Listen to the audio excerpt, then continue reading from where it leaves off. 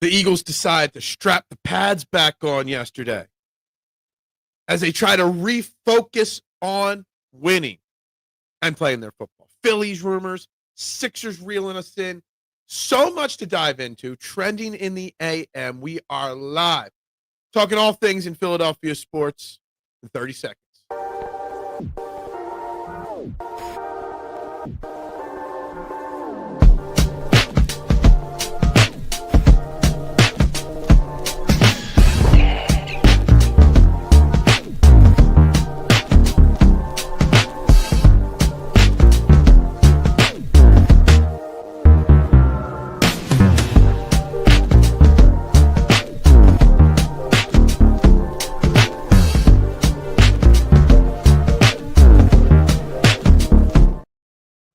And a very good morning, everybody, and welcome to Trending in the AM right here on the STT Sports Network.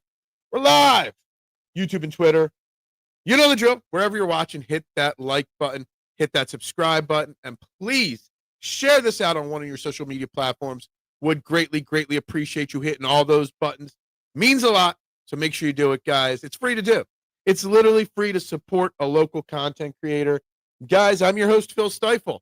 And we got lots to talk about on this Thursday morning. Had to think about what day of the week it was. It's a Thursday morning. So we got lots to get into, Eagles related, Phillies rumors, Sixers reeling us back in on the week before the season. So there's so much to talk about. But first, before you do it, you like, you subscribe, you share, and you vote on the YouTube poll question of the day. Who would you rather the Eagles face as the starting quarterback Sunday for the Vikings? Carson Wentz or J.J. McCarty? J.J. McCarty back limitedly in practice yesterday for the Vikings. Probably will not play. It probably will be Carson Wentz. But if you're, as an Eagles fan, who would you prefer them to face? I think the answer's interesting there. So that's your poll question today. We got lots to get into. Good morning, Duck. Hope you are well. Yes, good morning, Josh Allen's wasted career. The trade rumors going nuts with all of them, with all teams right now. Trade rumors are always nuts. And 99.9% of the trade rumors are false. And just that, rumors. But before we get to the rumors, obviously the Eagles got back on the practice field yesterday in preparation for those Minnesota Vikings. They got back at it trying to right the ship that has been sort of leaking oil or bringing on water. And N'Kobe Dean said after practice yesterday, we put the pads back on.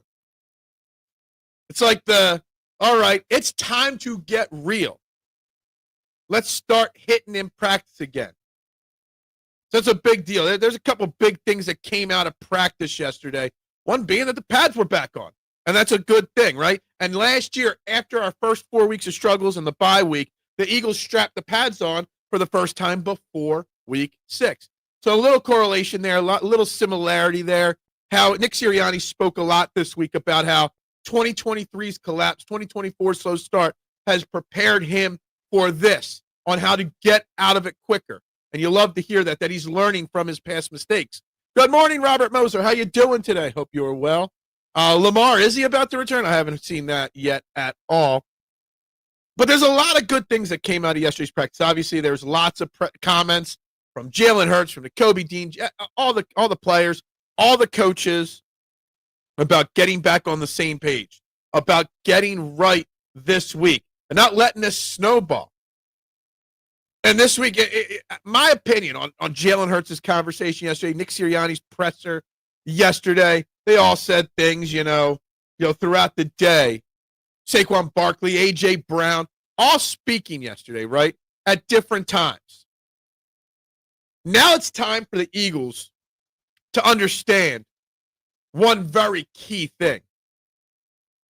It's time to nut up or shut up.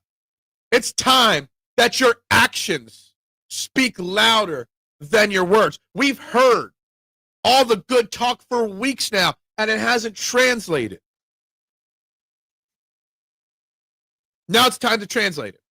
Now it's time to show the Philadelphia Eagles nation that it isn't just all talk. That we are righting the ship, that we are better than we've played. It's time. I don't want to hear any more press conferences about this or that, about team meetings and getting on the same page and figuring out the play calling. No. I just want to see actions. I want to see them go out on Sunday and just smoke the Vikings. Put to bed all the problems.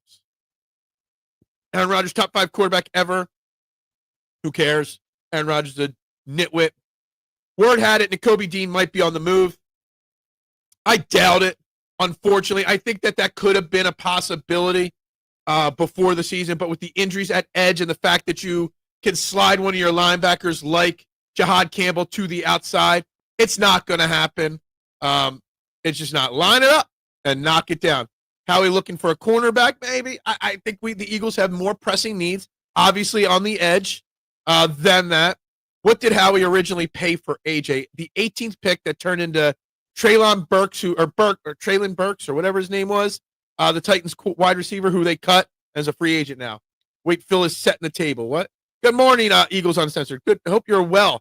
Drop all those Eagles thoughts in the comments right now. It was the first for that season. Yeah, that was it. It was a steal. And you know, talking about rumors, I'm so sick and tired about the rumors about A.J. Brown trade. Anybody that suggests an A.J. Brown trade is happening right now have no clue what's going on in football. Now, Howie Roseman might trade him in the offseason. And in the offseason, we could talk about that. But it ain't happening right now. There's zero chance that it's happening right now. Guys, make sure you're hitting that like button, that subscribe button, the share button. Please, is our O-line older than we think it is? Older? No. More worn out? Yes. I don't know if you could say they're older. Jordan Mailata's not that old. Landon Dickerson and Cam Jurgens, pretty young. Tyler Steen, pretty young. Lane Johnson's the only older person. Howie asking players and multiple firsts. What? Yeah, no, stop.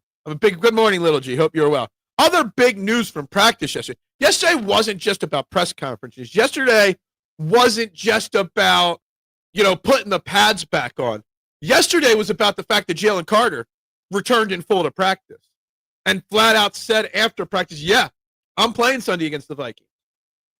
Yesterday's practice was the fact that Quinyon Mitchell stepped on the field limitly, but was practicing to an extent. Okay? A lot of good things came out of it. Landon Dickerson practiced limitly yesterday. Good thing. Now, deep down inside, I'd consider not playing those guys. It might cost you a win, but you need these guys healthy, especially Landon Dickerson.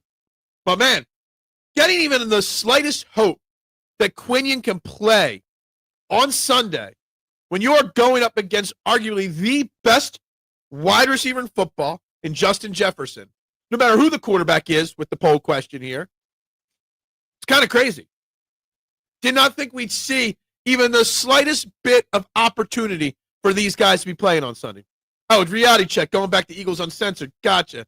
That's good. Well, when you get it started back up, I'll be your first guest. No problem if you want me to. No problem.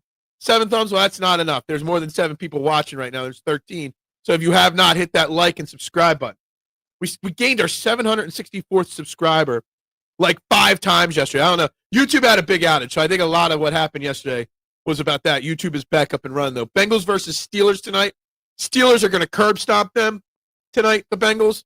Sorry, not sorry. Just the way it is. It is what it is. I don't care if I'm watching greatness or not. I'm not watching the game tonight because I ain't watching an Aaron Rodgers football game. Aaron Rodgers does not draw me to the TV. Jalen Hurts. That's who draws me to the TV. That's who gets me up in the morning. Jalen Hurts. But again, going back to, we'll get back to the injuries in a second. Going back to Jalen Hurts, he can say all he wants in these press conferences. It's been a long time.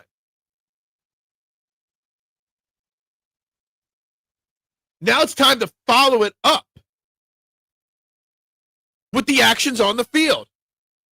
Absolutely, my man. I got you. You let me know anytime. Phil, is it week 7? It is week 7. This NFL season is just flying by. Flying by. Why does everyone hate Aaron Rodgers? Because he's a D-bag, a-hole. He's not a good person.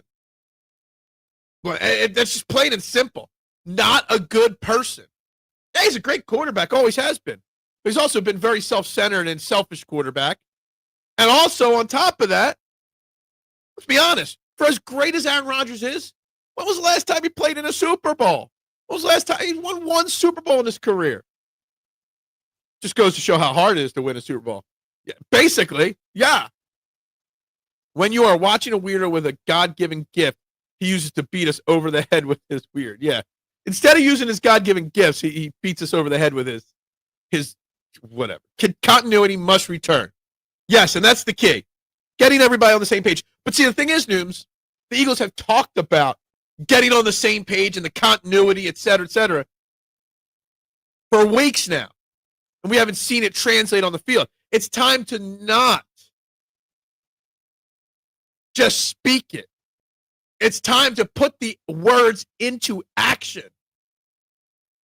I don't want to hear any more talk about we're working really hard. We had a really good practice. I think yesterday was like the third time this year I've already heard these players say we had a really good team meeting this week.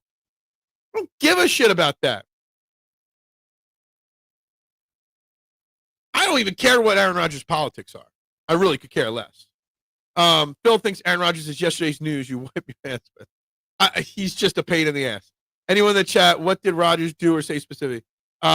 Let's not make this a show about Aaron Rodgers. I don't think Josh Allen, anybody in the chat wants to talk Aaron Rodgers. Other than you. My opinion is very well known on the guy. And we can leave it at that. We're here to talk the Eagles. We're here to talk the Phillies rumors. We're here to talk the Sixers. We're here to talk everything but Aaron Rodgers. No need to cover anything else.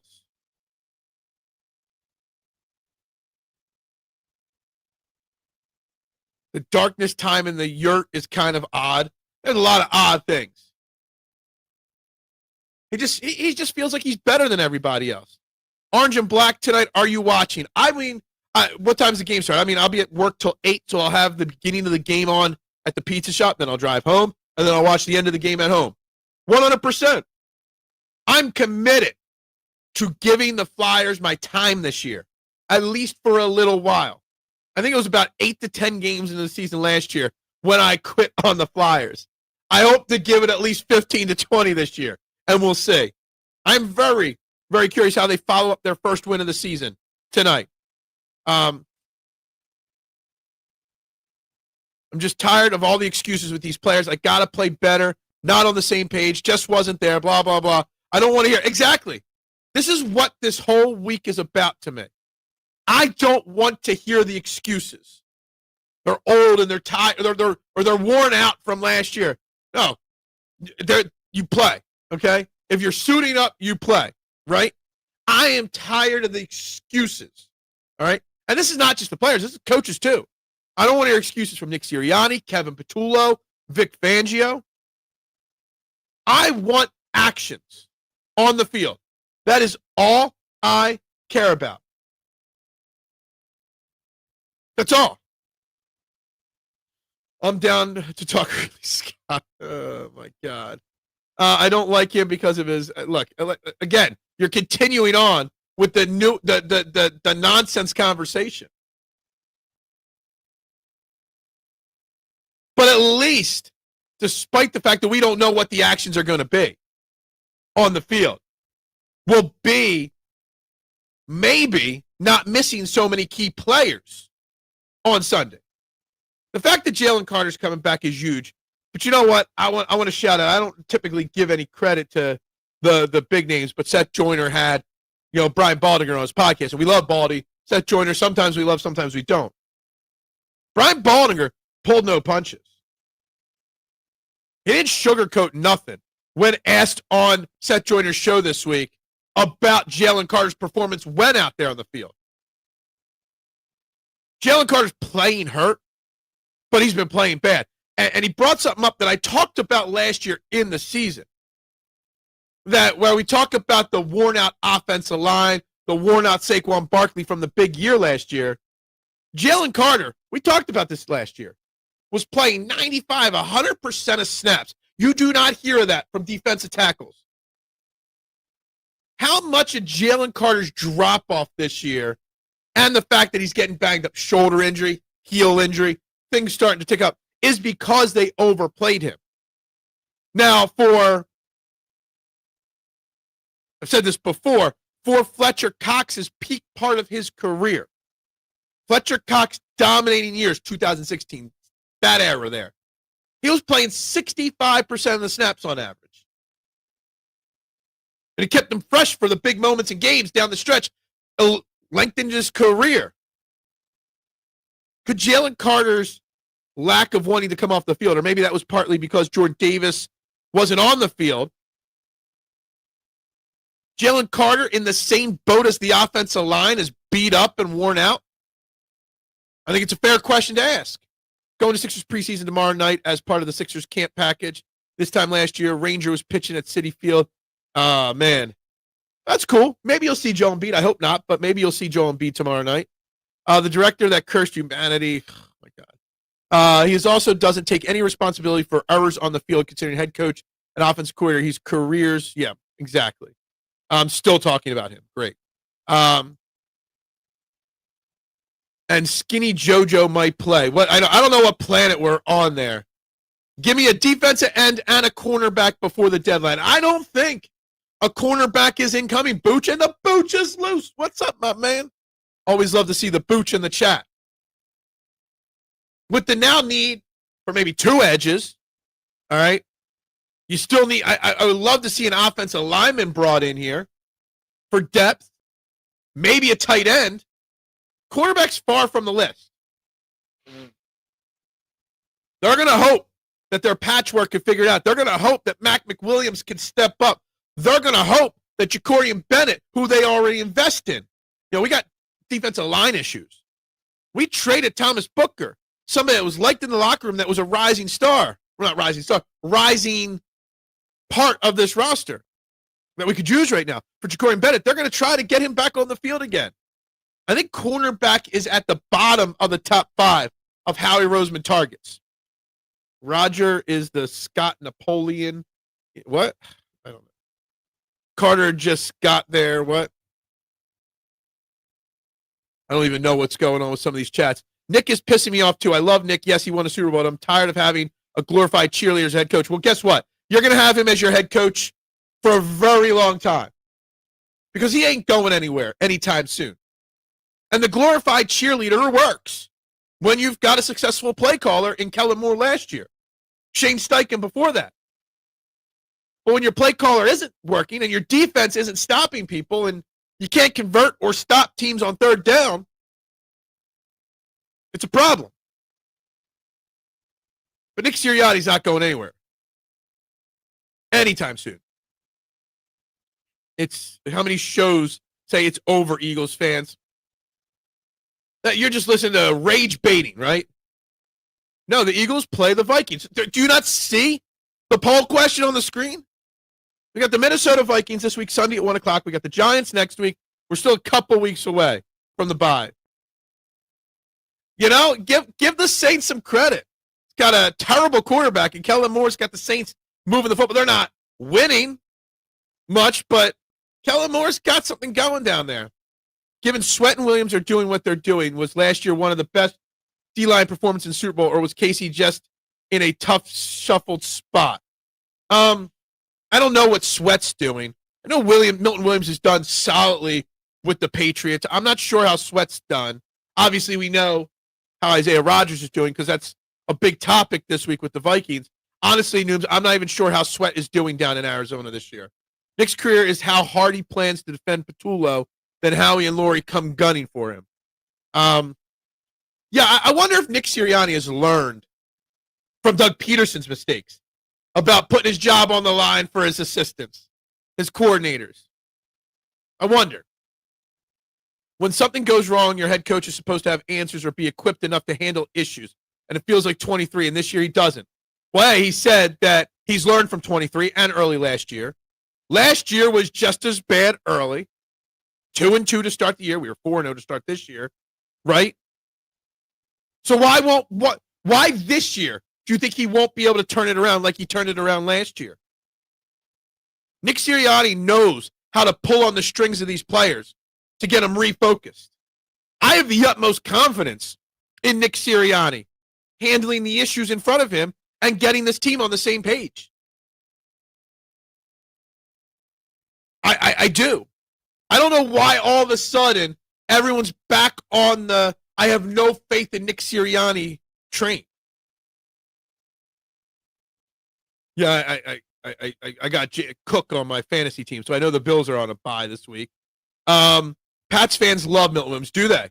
I know he's having a solid season so far. Eagles will win. Robert Moser says 34-21.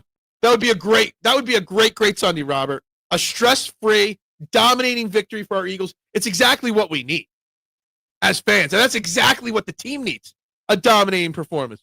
I'd go as far as saying I'd love to see it like 34-17, 34-14. Let's make it even bigger. Do Vikings fans still hate us? I don't know. They still hate us for mopping the floor with them in 2017 playoffs? I don't know. Maybe? I'm not 100%. We gained a new subscriber, up to 765. We got 8 likes and 13 votes, guys. Make sure you're hitting those buttons on the screen. Do Vikings, I'm going to write that down because I want to ask that. I don't even have. I'm not sure if I have a Vikings content creator on speed dial right now.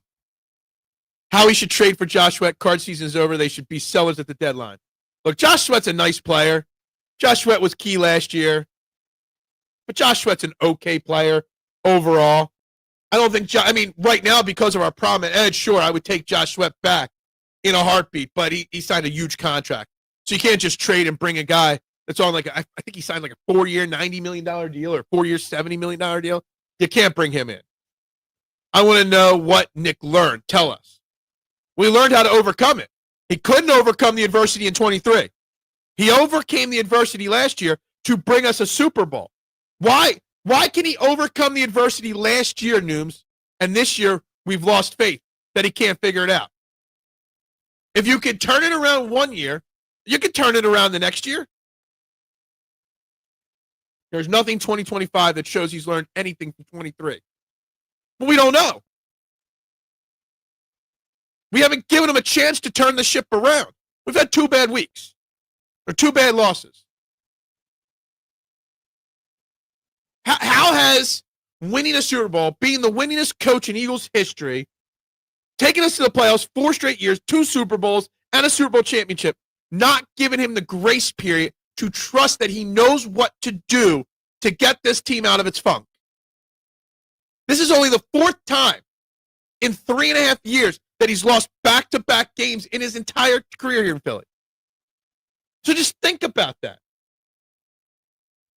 Think about his record, his track record.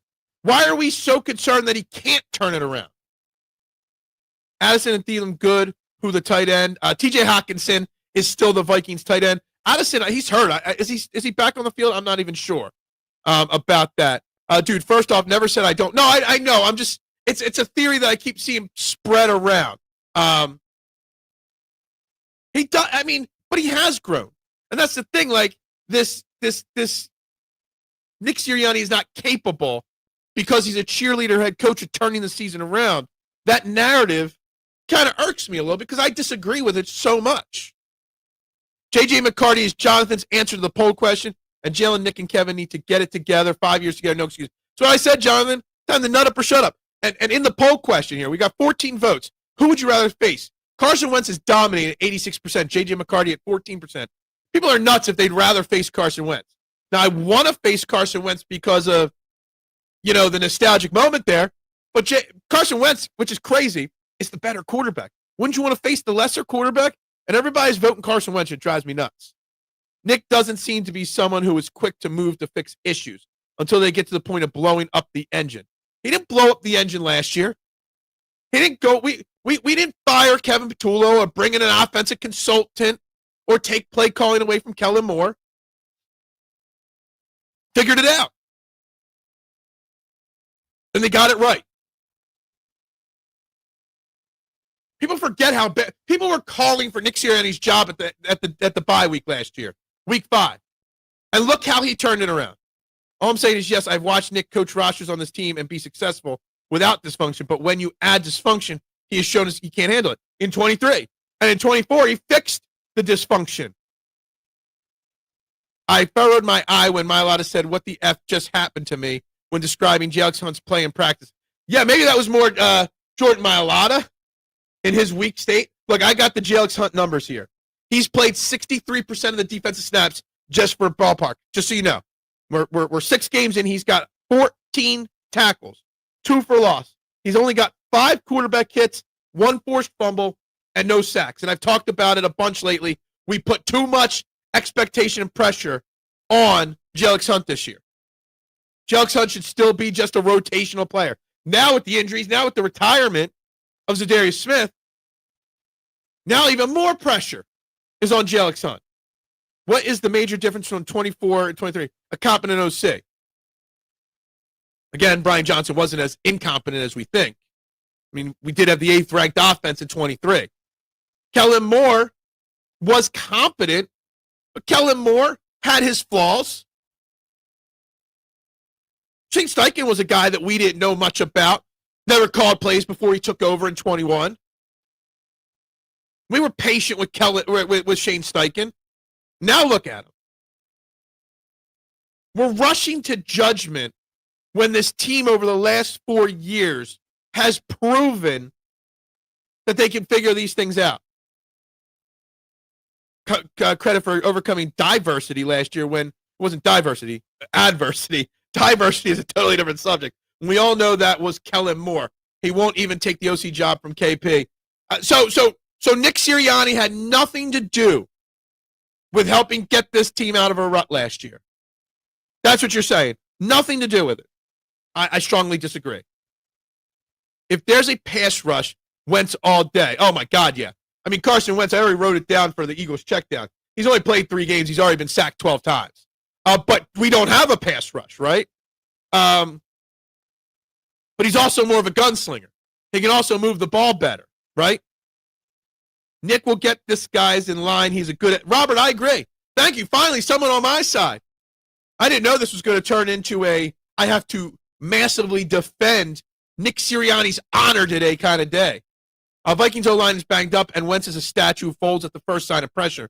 Wentz also turns the ball over all the time. I want the Eagles to face the pathetic loser. Well, Carson Wentz is also still the better quarterback. All you said is true, but he's also the better quarterback. Patullo has never called plays, I know. Neither did Shane Steichen in 21 when he took over, right?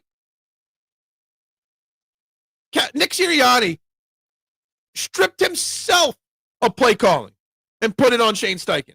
That goes to show he's willing to do whatever it takes. So we're not going to give him more than 6 weeks to figure it out.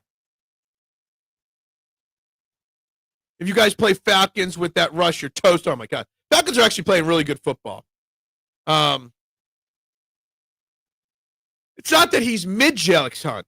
It's that when he was drafted as a 3 to 4 year project because he literally only played defensive end 1 year, his last year in college. He was a safety before that. He was learning a new position on the fly in the NFL. He had 3 or 4 good games at the end of the year and in the playoffs last year. And then we put these massive expectations on a guy that wasn't even going to be part of the rotation at first. Steichen didn't call plays in the NFL. Sirianni showed in can't call plays in the NFL and had it taken away from him. Steichen wasn't a Sirianni disciple. They actually would work together. You know, Sirianni brought Steichen in because of their relationship with the Colts and I believe with the Chargers as well. You could be against me, Robert. It's okay. If you disagree, I welcome people to disagree with me. In fact, I enjoy having these debates. See, as you know, with this show, we are all disagreeing, but we're all doing it in a very, easy way here, right? We're all discussing. We're not hating, right? Hurts don't turn over much. He does not. Patullo has never called plays at any level, and that's fair, and I get that. And it was I questioned the hire from the get-go. You guys know that I questioned the hire at Kevin Patullo. But again, we've got a great head coach. I have faith in him that if it gets to the point of needing to pull Patullo, he will. Even Nick Sirianni would even be willing, I think, if the moment called for it, to strip Patullo of the play calling and take it over himself. Not that we want that, but he would. When it comes to offensive play calling, know when it comes to moral support and being a head coach and talking to your players and getting them on the same page. Oh, when it comes to play, okay, I got what you're saying. And I get it. I hate not having a head coach that can't call plays. It doesn't mean that it's a problem. It doesn't mean we can lose faith in what he does as the CEO head coach. I actually enjoy having a head coach in Nick Sirianni's way, which is like the CEO guy. It's not getting old, our offensive line. Our offensive line, all but one is under 30 years old. Did he call plays in 2020? I didn't think he did. Maybe he did. Okay. All right. Carter, best player, but he be like worn out, tired, exhausted. YouTube was nuts last night, Mitchie Poo. I thought my page had a problem. Then it turns out there was a massive YouTube outage last night. Anyone that tried to tune into the Eagles or the Philly press box guys last night, that's why you couldn't at times last night get in on the show. It is on the YouTube channel if you want to see my interview with Bill and Chet and see Matt Watson from Philadelphia Sports Network and Metro PA interview on the show. Check it out. But yeah, YouTube was nuts last night. No, you're wrong. I missed that. I thought he did. But maybe he did. All right. So I'm wrong. That is washing history. Sirianni was pressured to give play calling from above. He didn't give it up willingly. What is Sirianni's stubborn personality shows? He gives it up without pressure.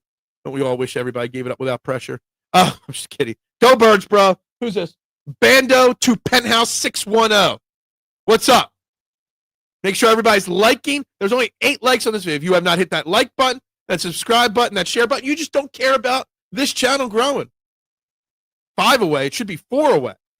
Last I refreshed, we up to 765. The 2 main problems on the offensive side of the ball are Nick Sirianni, basic thinking concepts, and surprisingly, Jalen Hurts. Yes, Hurts. Look, I don't think there's anything wrong with saying blaming everybody. Jalen Hurts, I said yesterday, or maybe I said it on the Eagles checked out. I said it somewhere yesterday. Maybe it was on Philly Press Box Radio. Jalen Hurts arguably is having his worst year of his career at this point. There is no doubt about it. No doubt about it. But I have the utmost faith that Jalen Hurts can fix it. To turn it around. Utmost faith. Just like I have the utmost faith in Nick Sirianni. Because I'm looking at their track record as leaders, as players, as coaches, and saying they figured it out before. They absolutely can figure it out again. How many people restart their phones? I was on my I was on my laptop, my phone. I was closing things out.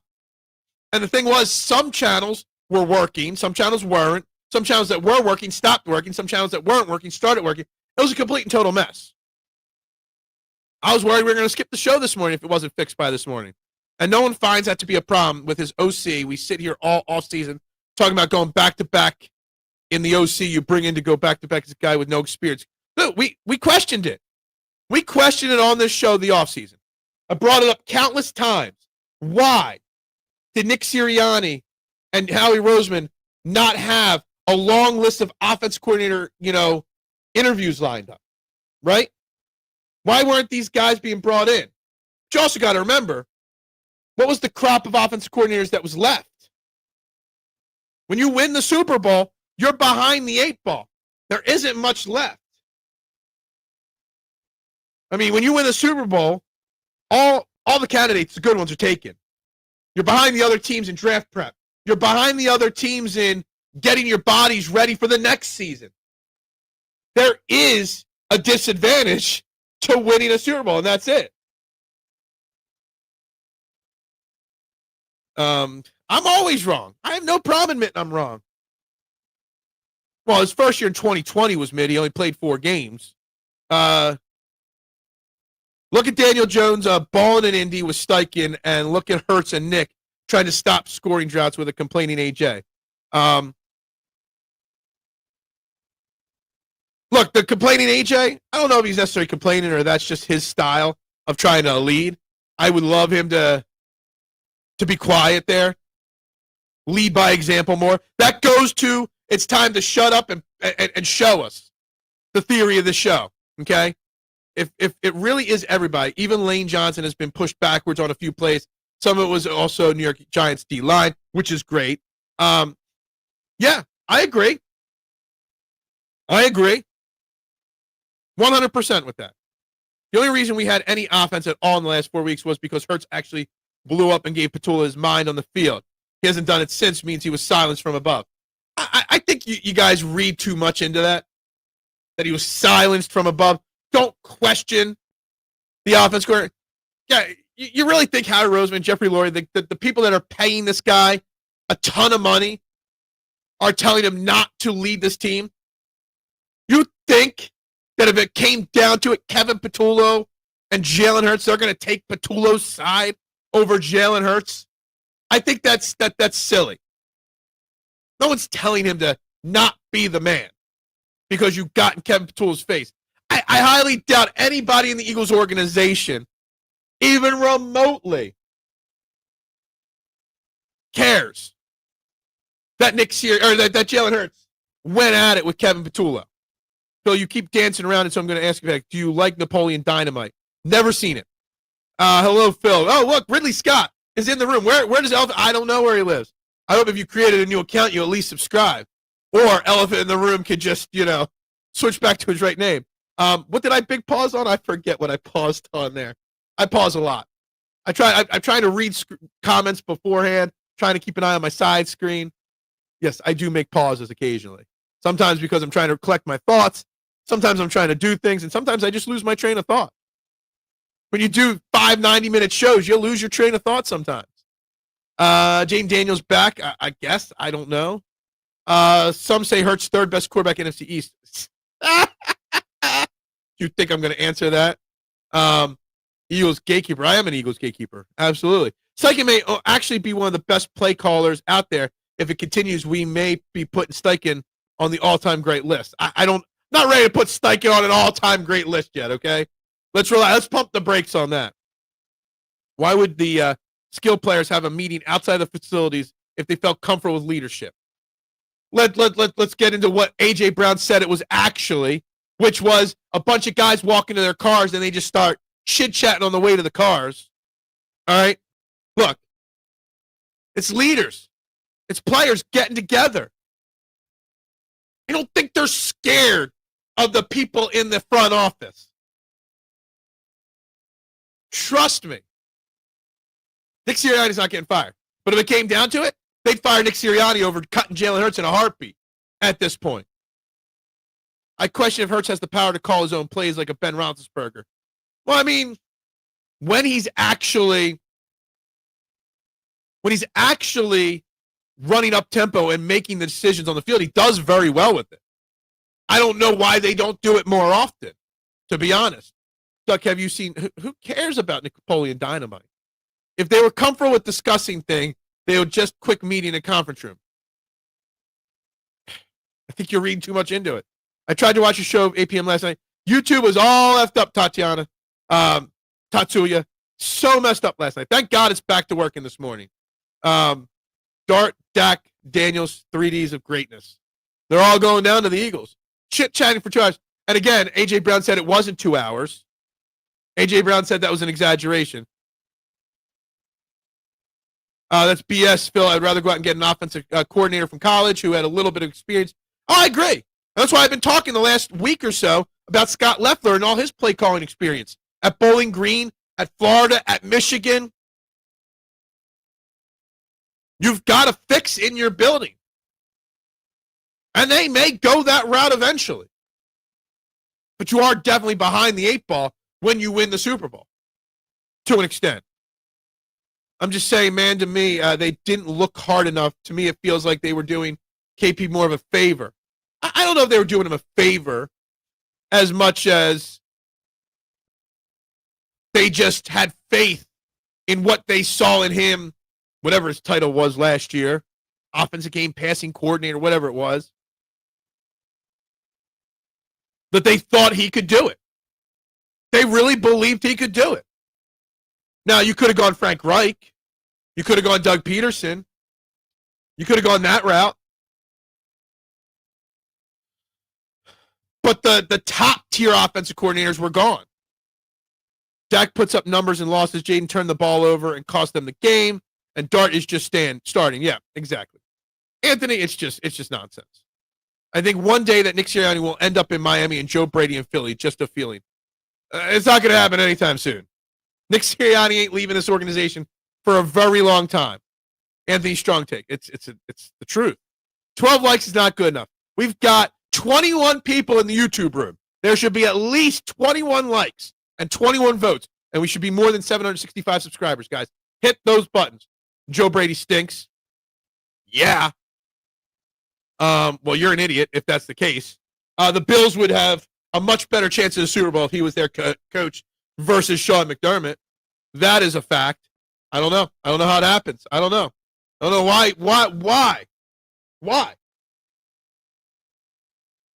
I don't know why this has come to me defending Nick Sirianni today. I don't get it. They've been awfully quiet on my social media feed. I wonder if they blocked me or something like that. They've been an awfully quiet group this year on social media. I'm sure they're still doing the shows. And I got nothing but respect for Ref the District. They're good guys. They really are. What's up, Bucks Reality Check? How you doing? Or Bucks Braves Bolts guy. How you doing? Laurie favors those coaches at times. Example, Adam Gase and Chip Kelly. Yeah, that's true. But I think Jeffrey Lurie has evolved as well. And I think Jeffrey Lurie sees what he's got in Jalen Hurts. Sean McDermott does stink. And it doesn't make Nick Sirianni good. But the results are what matters. Results are all that matters in sports. Not how you look getting the results. Basically, complaining about the way you look, okay, is like a teacher in school not giving you an A on your math test because you didn't show your work on how you got the right answer. Or you came up with a new way to come to the right answer, but it wasn't the way she taught you to do it, so she won't give you an A. The results are all that matters. Tampa ranked number 1 in top sites. Tampa Bay's having a phenomenal season. Doing good. How about you? I'm ready for. I can't believe I said it earlier, Bucks. I can't believe we're already entering week 7. This year's flying by. Dude, I got lots. What's up? I gave your address away. Ridley Scott was in the chat a few minutes ago. Elephant in the room. Sorry, you must have just missed him. But I gave your address away. Yes, can we get started with the Major League offseason? I'm ready for the Phillies. I want to see who they're trading, who they're bringing in. It's going to be interesting. There's a lot of rumors floating around, elephant in the room, with the Phillies. I don't know how the Brewers. I've tuned out of the playoffs. It's always interesting, that's for sure. Sirianni has the third highest winning percentage of all time. He has 2 Super Bowl appearances, a Super Bowl win. He's the best head coach in the NFL. Is he the best head coach in the NFL this year? I don't know. But overall, absolutely. His track record proves it. And the fact that we have to question or defend him because of questions on whether he could turn it around. That Super Bowl win, 2 Super Bowl appearances in 3 years, he has earned the benefit of the doubt from me for the entirety of the season and probably going into next season. Barkley was good. Now Barkley chilling. No, Barkley's tired. No, Barkley does not have an offensive line blocking for him. Do we think Nick Sirianni could coach a team to overachieve if he has mid-coordinators? It's a fair question. But the track record says that maybe he can. Maybe. I have faith that he'll pull the right strings on the players. He'll pull the right strings on the coordinators to get the job done. Knowing when is the right time to put the pads back on Wednesday to fire the team up. Knowing when to take the bullets for coaches. Knowing when to throw somebody under the bus. Knowing when to shout, to Tank Bigsby, what the F when you fumble a kickoff and bench the guy. He knows when to pull the right strings on this team. Really don't think we are best just getting lucky, too many injuries. The fact that you guys got the record you do in Tampa Bay with all the injuries, with the fact that you're down to your 4th, 5th, 6th, 18th wide receiver, I think it just goes to show how solidly run of a team that is. I hope they don't lose 3 in a row. Teams coming off a bye are 4-0, not good for the Birds. Yeah, it's a tough spot for the Eagles. It's a must-win game for the Eagles, a tough matchup for the Eagles, and in a situation where the city will burn if they do lose, right? Now, we got great news in practice yesterday. Jalen Carter being back, Quinyon Mitchell and Landon Dickerson partially back. So our injured players coming back helps get us in the right direction this week, for sure. Shane Steichen, former Eagles offensive coordinator. Barkley tired last year, all the yards. And the offensive line's tired and injured and banged up. Rams versus Jags, best London game yet. Is it? I don't know. Whatever it might be, if Barkley not good enough and Eagles not win, that's not true. I wouldn't be too sure about that, Phil. If Nick comes out here the rest of the season, loses in ugly fashion, especially to Wentz, I hate to tell you, bro, he's getting fired. There is literally, unless the Eagles go 4-13 this year, there's almost zero chance that Nick Sirianni gets fired. If they go 7-10, he ain't getting fired. If they go 8-9, he ain't getting fired. I will bet the world on that, okay? It would have to be literally like a 10-game losing streak for that to even be remotely possible. I'm going out on a limb here, and the Eagles will be in the Super Bowl. I don't think it's going out on a limb. There's a better chance of this happening, Robert, than what Eagles Censored said in the last comment. It's bad enough to lose the locker room once in your career, let alone twice. Nick ain't going anywhere. I hate to break it to you. I don't know if it ever happened before, but my guess is that nobody that wins the Super Bowl gets fired the next year. I'm pretty sure it's probably never happened. Seems okay at knowing when to stay out of people's way. He does. I would put money that Eagles will at least be in the Super Bowl. They're at least going to be in the NFC Championship game. Yeah. If you're so confident, bet me large pizza. Sure. I'll give you a large pizza if Nick Sirianni gets fired at the end of the year. No problem. It's just not happening. It's not.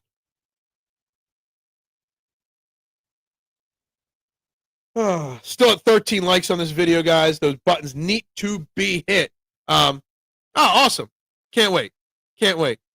Barry Switzer was fired after winning the Super Bowl. Is that it? Interesting. Have a feeling it'll be Eagles Bucks championship stage set. I mean, it depends on how rating or standings play out. It could be. It could be Eagles Bucks. It could be Bucks Lions, Eagles Lions. I'm still not sleeping on the Lions at all. I still think it comes down to Eagles Bucks Lions in this conference, and I think that's a pretty likely scenario. 2 of those 3 teams. Eagles versus Vikings is the powerhouse game of the week. Organizing snacks. Yeah, I mean, we've got, I wrote it down yesterday. We got like the C team on Fox. Adam Amin, Greg Olson, and Pam Oliver on the sidelines. That's our crew. So it's not the game of the week, that's for sure. Bucks are hungry. Lions, it's not over. 2 years after winning. No, I said because, who was it? Was it Reality Check, Eagles Uncensored, saying that he might get fired this year. I said there's no way getting fired the year after winning a Super Bowl is going to happen. It's a great Monday Night Football game, Bucks Lions on Monday. And that's going to determine a lot in the tie-breaking category when it comes down to playoff seeding late in the year. It's probably one of the most entertaining games before we see it on paper at this point that we've seen so far. Must win for Bucks and Lions. It's must win for both those teams. Colts, Steelers, or KC in the Super Bowl for the AFC. Colts, Steelers. Are we really buying in that Daniel Jones can get the Colts to the Super Bowl? I don't know. I know it's been great so far. Steelers, I mean, as long as Aaron Rodgers stays healthy, probably. I mean, I'd put Baltimore in that conversation. Or not Baltimore, Buffalo in that conversation as well. Yeah, I would say let's add Buffalo and let's put an asterisk next to the Colts. I got to see a little bit more. Sirianni isn't going anywhere unless he pushes too hard if Howie and Laurie want to replace Patullo. And even that, I don't think that they would do much. They would just fire Patullo without his consent at this point. Here's how we'll look at it, okay? All this Sirianni, I don't want to use the word hate because it's not hate, because I know you guys don't hate him. Doubt. All the doubt in the chat right now. We are 50 minutes in this show. There's 170 comments already. All this doubt that you guys have for Nick Sirianni. Let me phrase it this way. If Nick Sirianni was fired, would Nick Sirianni have a head coaching job like that if he wanted one? And the answer is undoubtedly yes. He'd be hired like this by a team. By probably half a dozen teams. If teams thought he was going to become available, they'd probably fire their coach so they could have a chance to get Nick Sirianni. I'm looking at the NFL right now. The Jets would hire him in a heartbeat. The Dolphins would. The Bengals would. The Browns would. Texans might need a new coach. They might. The Titans would. The Raiders would. Hell, the Giants would. There are a lot of teams that would hire him like that to be their head coach. Colts beat Chargers. Get your popcorn ready. That'd be actually a pretty good game. Not sleeping on Jags. Not sleeping on them. I sleep on Trevor Lawrence. I'm not sure. I'm not sure what he is yet, which is crazy because he's been in the league a while. Danny Dimes will get close to the playoffs and probably a win in the playoffs. But to the Super Bowl, I don't know about that. Dog Day Afternoon was surprisingly good, Phil, for a 1975 movie. Cool. Indy's O-line is playing well. Jonathan Taylor's found the fountain of youth. Look, O-line, and all of a sudden a running back runs well. Look at that. Hard to doubt someone who doesn't do shit. He does something because they have a winning record with him. When Eagles bye week, Vikings well rested. What? Our bye week is 2 weeks. We got 2 more games, this week and next week. You have literally just mentioned all the crappiest teams in the league and would require Sirianni to rebuild a team. I don't think he could do that without Howie. They would think he could. They would give him a shot. So you're saying that no team would hire Nick Sirianni instantly if he wanted a job. And I think it's crazy. Nick Sirianni would have a job and a contract in hand before the ink on his pink slip was dry. If he wanted it. Sometimes coaches want a break after coaching. Smith and Raymond are good tackles. Yeah, I'm not sure who their tackles are, but they're doing well. And you can tell it. Look, you give it a good offensive line, Danny Dimes looks good. You give an offensive line, and Jonathan Taylor's good again. It's crazy. How feeling about Giants next week? Well, I got to get through this week before next week, right? But the Eagles better go out and smack the Giants upside the head for what they got done. You got to repay it. You got to hit back. You can't let them get any more smelling themselves kind of stuff. Any head coach can be black. Why would Nick Sirianni be blackballed, though? Okay? What? Is Howie Roseman and Jeffrey Lurie going to call teams and say, you can't hire him because we fired him? Giants and Eagles primetime slot? No, they're a 1 o'clock game next week, I believe. Unless it's been flexed. I haven't seen that. No, Nick Sirianni would have a head coach instantly, but Jets do Jets things. Bad teams do bad things. Oh, so you're saying rehiring Nick Sirianni would be a bad thing? I see. I found a way to bring your Nick Sirianni hate back out. You moved on from it, but now you're back in. I'm just saying, man, us as fans look at it in a different way than these owners and GMs do. Yes, we wouldn't get rid of Nick, but Howie could be thinking differently, considering it reflects him. I get it. I understand what you're saying. I don't even know why we're even having this conversation about would he get fired or could he get fired. Because there's zero chance he gets fired. Zero. There's no way they're going to lose enough games for that to happen. Because they'd have to lose out for that to happen. I'm surprised. No, the Giants were supposed to be a bad team. I don't even know what part of the season you could start flexing games. I'm not even sure if they can flex it out to a later time slot. Sirianni is blackballed because he literally does nothing that reflects on the scoreboard, except lead his men.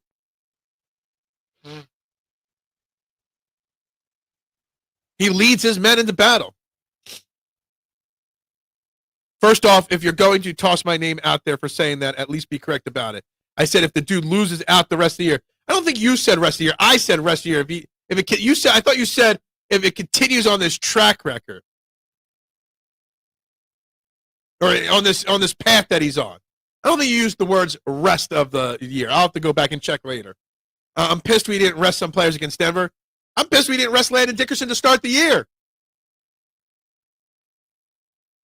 I like the guy, but facts are facts. Facts are, I don't know. Bucks was game flex last week. Okay, so you can flex early. I thought that at least at one point that you couldn't flex till later in the season. Not loyal. I just see the straight facts. But Nick Sirianni's winning percentage, Nick Sirianni's record of getting to the Super Bowl. I don't understand how we're having an argument over Nick Sirianni right now. Was last week. Yeah, gotcha. Good. I don't understand it either. I don't know if it's necessarily bashing going on. There's a lot, Dante, of doubt creeping back in on Nick Sirianni, the guy that just led the Eagles to a championship, the second Super Bowl in this team's history. He's been to 2 Super Bowls in the last 3 years. 4 for 4 on getting to the playoffs. 5 for 5 this year because they are getting to the playoffs this year. I don't get it. I don't get the doubt in Nick Sirianni. Is it because you're on 2-game losing streak? I mean, the world's falling because we're on a 2-game. It's not just the 2-game. It's how the 2-game losing streak. Okay, it's the fact that even in the 4 wins, it didn't look pretty. How often do the Bucks win pretty? Do you guys hate your team when they win a close game in ugly dogfight fashion? Eagles fans want them winning 40-0 every single week. They want them 17-0 and in the Super Bowl every year. Let's be honest. There's a lot of teams struggling in the NFL right now. There's a lot of parity in the NFL right now. Do you think every team right now is calling for every city calling for their head coach? Pulling up the standings on a side screen right now. Bills, are they calling for their coach? Jaguars, are they calling for their coach? Broncos, Chiefs, Chiefs fans calling for Andy Reid's job? Vikings, Lions, Falcons, Panthers are 3-3 this year. The parity in the NFL right now. Strategically, offensively, or defensively, what is Nick Sirianni really known for? Winning. No. Because winning is all that matters, Nooms. And teams he leads win. Okay?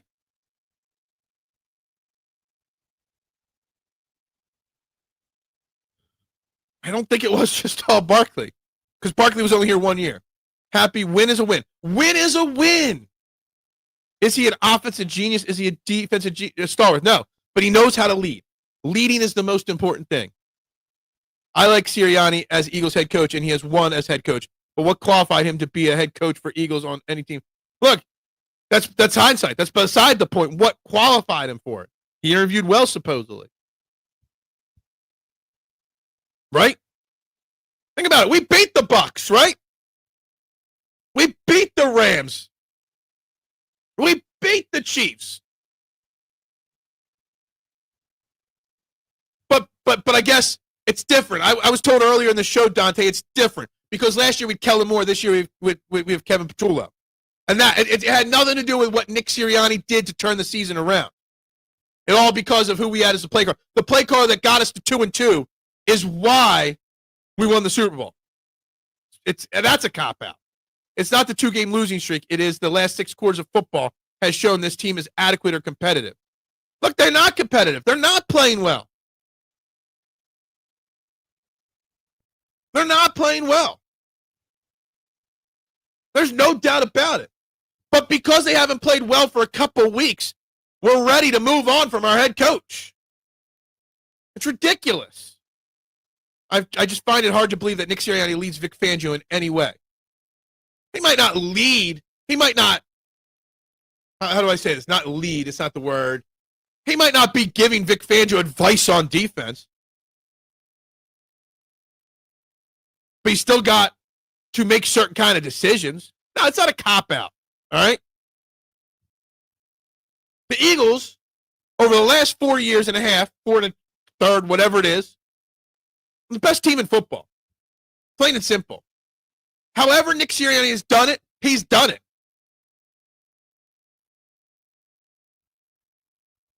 It's annoying that I have to go on rant, Phil. I didn't know I was going to go into a day of defending Nick Sirianni. Didn't know that's where this direction was going to go. That's what makes this show so great, though. That we can all have different opinions. And as long as we keep it mature, and you guys don't get your feelings hurt because I disagree with you, that's what makes this show so special. That's why y'all got to hit that like button, the subscribe button, the share button. Tell everybody you know to come on this show and to the chat, because all opinions are welcome here. This is Trending in the AM, the first daily YouTube show in Philadelphia, the best daily YouTube show in Philadelphia, and the only show where your opinions matter. Let me tell you something. If you had an opinion like this on another show, they would be just ignoring you, or they'd be calling you names. Eagles will be 6-2 going in the bye. I hope so, Robert. I hope so. I remember Bucks last season could not finish games last year. That's why hot seat. Now Bulls getting credit this year. Finish games. Yeah. Bucks game this could hurt Eagles mean big. Were Bucks fans calling for Todd Bowles' head when we beat them a few weeks ago? Sirianni's not getting fired. I don't want him fired. I want him to get off his ass and correct the direction of this ship. And he may. He probably will. He should. I agree with everything else you said here. He does need to correct the direction. But those saying that they don't believe he can correct the direction, I disagree with, because he has corrected the direction plenty of times in the past. Everyone knows he would rather pass. He's good at staying out of people's way. Actually, Nick Sirianni is a run-first head coach. I think it's a little bogus thinking he's a pass-happy head coach. He actually is a very run-minded guy for a former wide receiver in college. I think the organization is really well run. That's why we're consistently the bee's knees. Everybody does their job well. How about we put blame for the struggles this season on Howie Roseman? On missing on draft picks, on missing on free agency, on making bad trades. But I'm not losing faith in Howie Roseman because he's made 3 or 4 bad decisions. I got faith he's going to fix it this year and in the offseason. So we're losing doubt in Nick Sirianni, but we're not losing doubt in Howie Roseman. How come?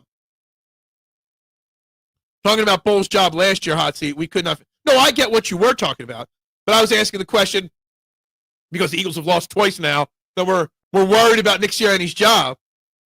Bogus, but we are. Were Tampa fans calling for his head because they lost one game? Jeffrey, this we can agree on. I've said this countless times over the years. Jeffrey Lurie is the best owner in all of sports, at least in America. I don't know about cricket team owners, and all the soccer owners across the country. I have no idea about that. But in America, he is hands down the best owner in sports. And I don't think there's a doubt about that. I don't think Sirianni will be fired because of how many people are going to stick their head out as head coach while not actually doing anything that reflects the score. Sirianni 100% is the designated fall guy. He's not, designated fall guy would mean that if this falls or fails this year, that he would get fired. Listen, if he continues on the path that he's on, he's losing the rest of the season. Continue the path that he's on, he's losing the rest of the season. Is he not? They're still going to win games even if it goes bad. They're not going to lose every game the rest of the season. But I am critical of Nick Sirianni. I'm not right now. I'm not today because that's not what the conversation dictates. But I've pointed out his flaws. I know he has flaws. But I also know his strengths massively outweigh his flaws. Exactly, no. That's the point. You know damn well that what this offense looked like when Nick Sirianni was calling plays. He was doing what was trendy and was asked to step aside from that duty. And what's wrong with that? What's the point of your comment here? Of course he was asked to step aside. He was a bad play caller. Obviously. It doesn't make him a bad coach. Bowles' first-round exit could be fired. Yeah, because that would be how many times they've come up short. That's why I didn't want Rob Thomson to stick around with the Phillies, because he's come up short how many years? Nick Sirianni hasn't come up short 2 of the last 3 years. I think the actual coach is the front office. Okay. I mean, we could. You want to criticize someone, criticize Howie Roseman too. If we're going to criticize Nick Sirianni, criticize Howie. You think it's funny. I think it's great content. I think there should be a lot more likes and subscribers when this is the content you get on a daily basis. Nick Sirianni is not the Barney Stinson of the Eagles. Who? Losing to the Giants is unacceptable for a Super Bowl contender. Anybody firing or anybody asking for the firing of Harbaugh with the Chargers for losing to the Giants? No, he's a great head coach that's just phenomenal and got the greatest quarterback since sliced bread. They lost to Jackson Dart in his first career start. Sirianni has historically been a pass-first offense coordinator. The run-first was put in by Steichen to use. I don't know. From everything I've read, he loves to run the ball. But it was always Jeffrey Lurie that wanted the pass-happy offense. Jeffrey Lurie's the guy that called Doug Peterson into his office after a win for running the ball too much. Okay? If anything, that was Jeffrey Lurie. Jeffrey Lurie stays out of the way now and actually gives up the money to Saquon Barkley, and things go well. It's completely preposterous, bro. I just want my team to look stable. I just want them to look connected and like they actually know what they're doing. And I get it, and they're not. And that does fall on the head coach, absolutely. But my whole point is I have faith that Nick Sirianni can turn it around. That's the difference here, okay? I am confident that Nick Sirianni will turn it around. I want them to look stable and connected, absolutely. I want them to look like they know what they're doing, absolutely. I agree with everything you say here. The problem is, I believe he'll get the job done. In fact, I have no doubt he'll get the job done. I know it was a How You Met Your Mother. I've never watched one episode of How I Met Your Mother. Then he was given duties again, and what did he do? Pass. What's up, Chad? How you doing? Yes, it was great to be on with you last night. It was a fun hour. Anybody that missed it. And Matt Watson's a great young star, rising star with Philadelphia Sports Network, their lead Phillies writer. Always love a lot of those guys over. Always lots of love for the PSN crew. Any given Sunday, anybody can win. Absolutely. Very true.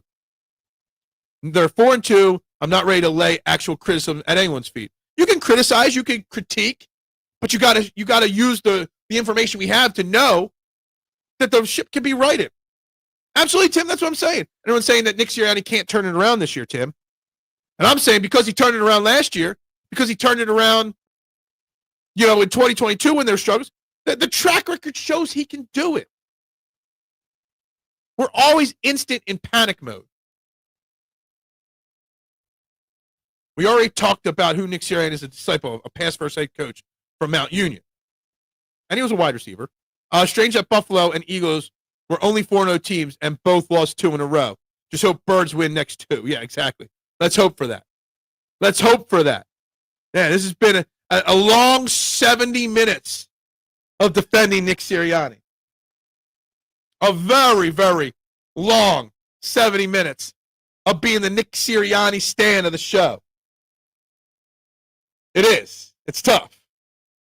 But we got 20 minutes left. And I will continue. We're up to 766. We gained another subscriber. How about that? 21 votes, 16 likes on the video. Keep it coming, guys. Look, there's a lot wrong. Here. You want to blame Nick? I'm just going through I forgot my notebook, so I had to use scratch paper for notes today. There's a report about Isaiah Rodgers. Reported. Friend of the show, one of the best Eagles beat reporters, not a clickbait, rage bait, hot taker, Ed Krabs, Sports Illustrated. Y'all know Ed. Ed's been on this show countless times. Isaiah Rodgers was made an offer to come back. But then the Vikings made a bigger offer, and the Eagles didn't match it quick enough. What's that say? Howie Roseman missed on a lot. Nobody's calling him out. Sirianni's like Tomlin, hated their first few years. Now look at Tomlin, both made Super Bowls, multiple Super Bowls, all big mouths, hated them. Look, I just hope Nick Sirianni has more success over the next 20 years than Mike Tomlin has. Saw a report about John Harbaugh in Baltimore not at risk at losing his job or whatnot. I mean, he's been there for how long, right? It's crazy. Rodgers' agent had agreed to Vikings 2 days before the signing, and they didn't come back and give the Eagles an opportunity to match it, which is weird from the report. There's a lot of reports that we never tried to bring Isaiah Rodgers back. Harry Roseman just failed in bringing Isaiah Rodgers back. My take on the whole Isaiah Rodgers thing is the Eagles wanted him back, but did not guarantee him a starting spot. Said he would have to battle Keely Ringo for the job. Isaiah Rodgers wanted the best place to guarantee a starting spot. I think Tomlin gets more respect from the players than Sirianni, and that's not saying players dislike Sirianni. Tomlin's loved by his players. Tomlin's loved in his city, I think. Anyone calling for Sirianni's job is foolish, but this ship needs to be righted. Sirianni might not be the mindset to correct this. But see, here's the thing. You say Sirianni's job, he's not losing his job. It's foolish, right?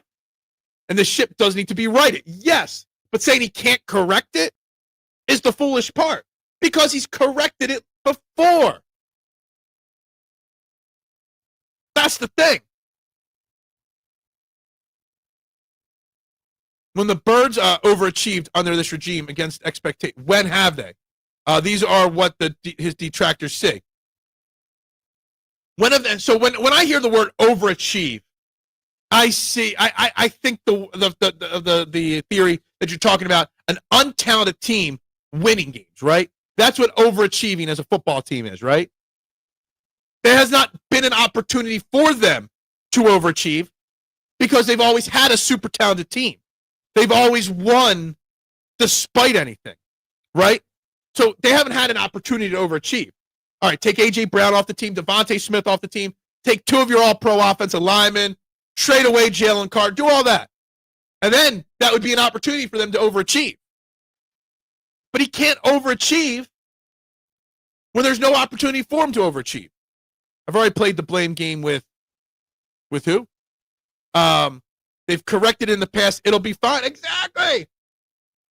I don't mean they're going to win this week. I think they will. I hope they do. Doesn't mean they're going to win this week. And God forbid they lose this week to the Vikings. This conversation will be 10 times worse next week. Yeah, I had a Pittsburgh Steelers fan come into the pizza shop a couple days ago, and I made a comment about him wearing a Steelers hat. And you know what he said to me? He didn't say anything about Tomlin or their season. He said, and I quote, "I'm the biggest Steelers fan, and I hate the fact that I got to root for Aaron Rodgers." And I just started busting up laughing. I loved it. The lack of focused aggression on defense. CJ isn't a stud player, but he did focus the attitude. Hey, I'm all in on bringing Chauncey Gardner-Johnson back. And I get all the reasons not to. I do. I get the reasons not to. But I also get the reasons why, too. All right? It's like CJ and Philly are just meant to be together. His best time is when he's playing here. His worst seasons are when he's not. The Eagles' best success is when he's here. The Eagles' worst success is when he's not here. Does he have his flaws? Absolutely. Personally and on the field. For some reason, it works here. I find overachieving a stupid metric. Achieving is a gradiated metric, and you can't achieve above 100%, or in this case, a Super Bowl win. I get that part of it, too. He has also let a very talented ship crash in the sandbar when given 7 weeks to fix. That happened and cannot be ignored. That was 2023 you're talking about, right? Yeah. And he flat out said yesterday, he's glad that happened because he learned from it. And he knows how to correct the ship. The fact that he took 23's collapse on the chin and then 24 happened the way it did, despite it starting badly, gives me the utmost faith that he could correct it this year. Got to give it to Rodgers, though. He's still playing at a high level despite the spiritual. I mean, he's playing. I mean, it's right now. It's Baker Mayfield, and it's him in your MVP conversation. And it makes me want to puke that he's even in that spot. Because personally, I can't stand the guy. CJ doesn't bring anything super special in skill set, but his swagger is missed on this team without him and without Slay. Darius Slay is also a swagger we're missing and a veteran leadership. Blankman played. Yes, Reed Blankenship is a much better safety. Much better safety when he's out there. It's a side John you wind up marrying. It's like the girl you keep going back to, even though you know she's bad for you. You just can't get away from her. Because she makes you happy. She makes you pissed off. She cheats on you. She talks bad about you. She calls you baby P. But you know what? You just keep going back to her because she makes you happy. That's what Chauncey Gardner-Johnson is. He makes the Eagles, he makes us complete. You complete me. You complete me. That's what he does. And they did fill the practice squad out yesterday with two no-name guys, Jaheim Bell, tight end from the Patriots, and Titus Leo, also from the Patriots. Bell actually brings a little something maybe down the line to the Eagles. I don't know. But Leo does nothing. There is still an active spot on the roster. Hi, John. That's why I said it that way. Did my comments freeze up? There we go. We're back. I just think Rodgers is a little weirdo. Yeah, sure. Weirdo? A-hole? D-bag? Not a team player? Sirianni didn't learn from it because he has not done anything to correct this ship. Nothing in the last 6 quarters of football. So you're saying because he hasn't fixed 6 quarters of football, it's all about 6 quarters of football. Is not the whole year, not the last 4 years, just because of 6 quarters of football. You're literally giving him 6 quarters to correct the issues, and that's it. And because he hasn't, that's on him. I'm a little weirdo too, So, yeah, I love it. It might be a photo bomb. I don't know. We'll see. We'll see. Chauncey Gardner-Johnson is like the side chick you just can't get away from. I hope that pops up as a reel for today. I hope so bad that's one of the reels today. I really, really, truly do. It would be pretty comical if it does. 17 likes, 766 subscribers, 17 people watching, 21 votes on the poll. 90-10 is the poll right now. Carson Wentz over J.J. McCarthy is who you prefer the Eagles face on Sunday. I'm telling you right now, I'm rocking my Carson Wentz jersey. I already dug it out of the bottom drawer of my closet to rock it. I don't know why. I don't know if it would be good luck or bad luck, but I will be rocking my Carson Wentz jersey on Sunday. 6 quarters of football where we have not been competitive with teams we had down and a team that is mediocre at best. I'd argue mediocre at best is a generous statement on the Giants, unless you're saying that is the Broncos. 6 quarters of football is nothing. All right, that's a drop in a bucket. That's one little piece of sand on the beach. Okay, it's been brutal for 6 quarters. Hell, I'll say it's been brutal for 3 or 4 weeks. But I'm not ready to crush the guy because he didn't turn it around in 6 quarters. What was Andy Reid thinking in 2012? Who knows? Who knows? We're not going that far. We look at the past for ways to determine what the future will be. I'm not going that far in the past. Can't give Nick credit for changing stuff around when the dude can't even call plays on game day. You want me to believe it was Nick? I say it was more Shane and Kellen. Then what's the point of having a head coach anyway then? Why do you have a head coach? I think you're devaluing the value that Nick Sirianni brings to the table. Again, Wilford Brimley with his regular check-in.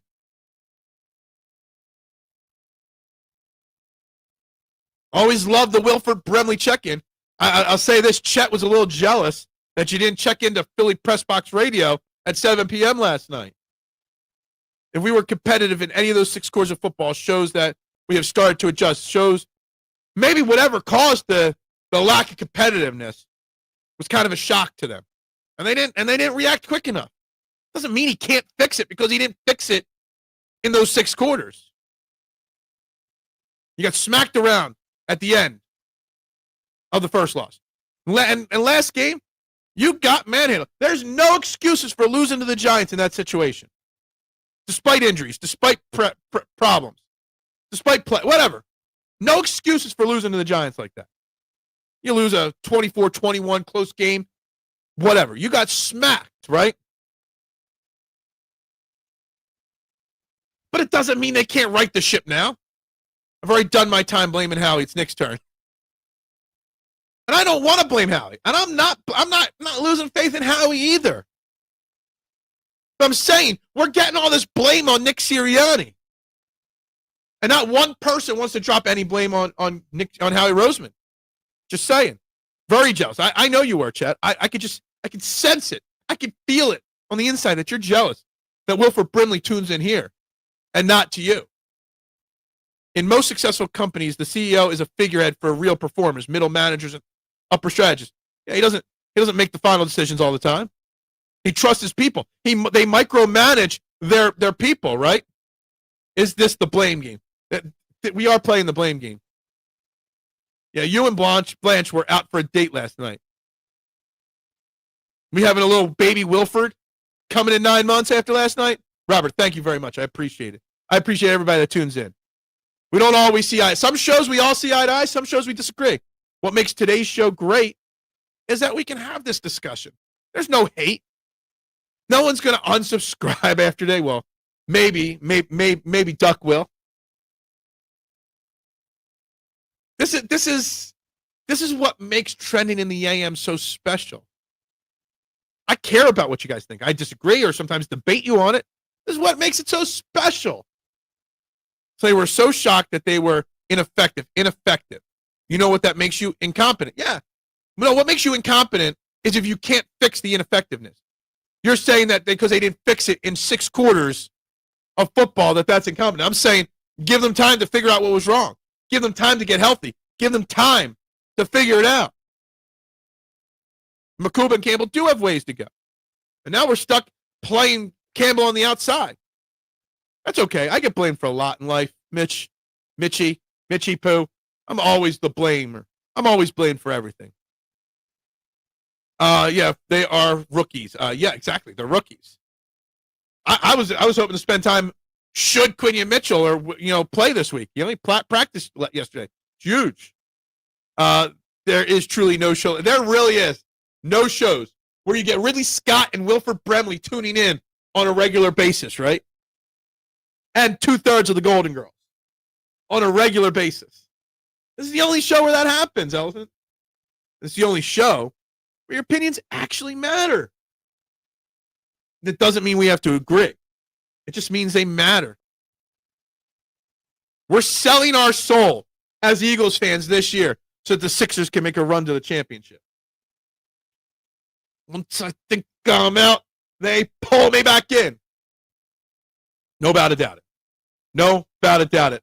I'm a sucker. I'm a glutton for punishment. I'm insane for being willing to let the Sixers hurt me again. But you know what? Life's too short to ignore one of your favorite teams. I really thought we'd get into the Phillies today. Unfortunately, we won't be getting into the Phillies today. Unfortunately, we'll be stuck just putting the Phillies off a little bit more.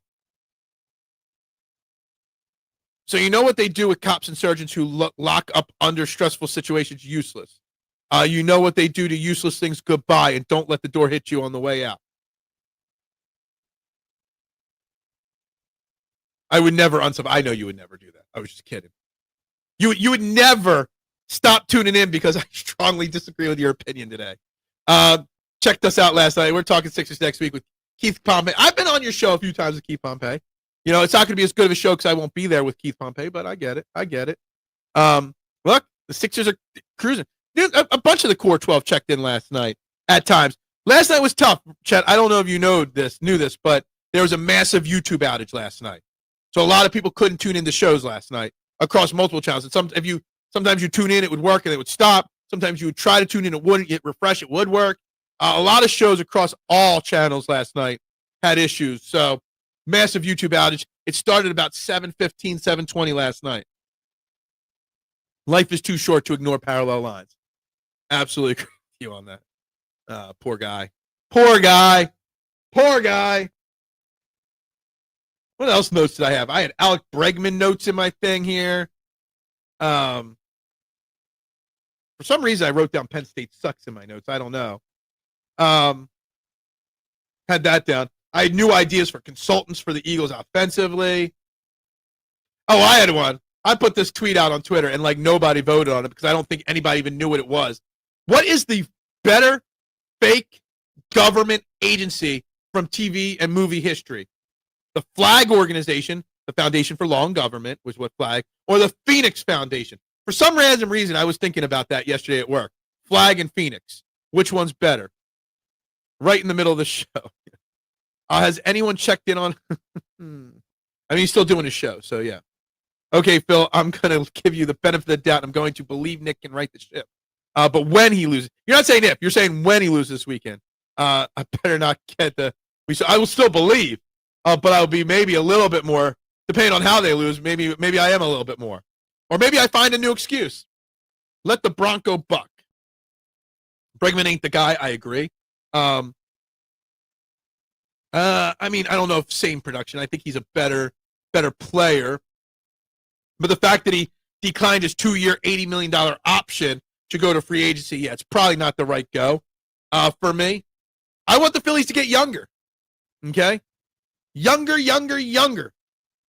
Okay? That's what's necessary. Probably rolling in box, possibly. I would love to see Adidas pay me $49 million, but that you have to try to get a job. He should go get a job writing for some Penn State newspaper, bashing Penn State, make $40K a year and make Penn State pay you the rest. Past 4 years, Bregman and Bohm are close to identical in stats, but the cost is crazy. I get what the physical numbers say. I think the style to get to those numbers is different. I don't know, whatever. I'm not in on Bregman. Maybe 2 years ago, Bregman would have been an idea, but now I think it's past it. I don't want this team getting older. I want Crawford up here. I want Painter up here. I want Aiden Miller up here. Flag is less than Phoenix Foundation. It took an AI car, an ex-cop to even compete with the one man named Angus. Angus! Who names their kid Angus? Come on. Michael Long, his real name, not Michael Knight, because real people know his real name is Michael Long. The Foundation for Long Government. Then you had to bring an RC to help him out at the end. You had to put super pursuit mode. All the Phoenix Foundation did is give a guy a paper clip and a Swiss Army knife, and he could save the world. He averaged the same RBIs, homers, and different. Yeah, look, I know the numbers. I was looking at them yesterday. Hence why I got a bunch of the numbers written down right here. Phil's look better than MILW right now. Milwaukee, gotcha. Wawa Sizzly doesn't hit like it used to. Yeah, dude, it sucks. Wawa's overrated. Honestly, at this point, I could care less if I never eat at Wawa ever again. Devin Miles, man. He was the sophistication of that show. Okay? Sophistication. I won't lie, I always had a thing for Bonnie. I did. A female, a good-looking female that can work on cars like that, always did it for me. Then they had to sub her out for Tanya, or not Tanya. Tanya was the A-team. I forget what the girl's name was that filled in for her one season.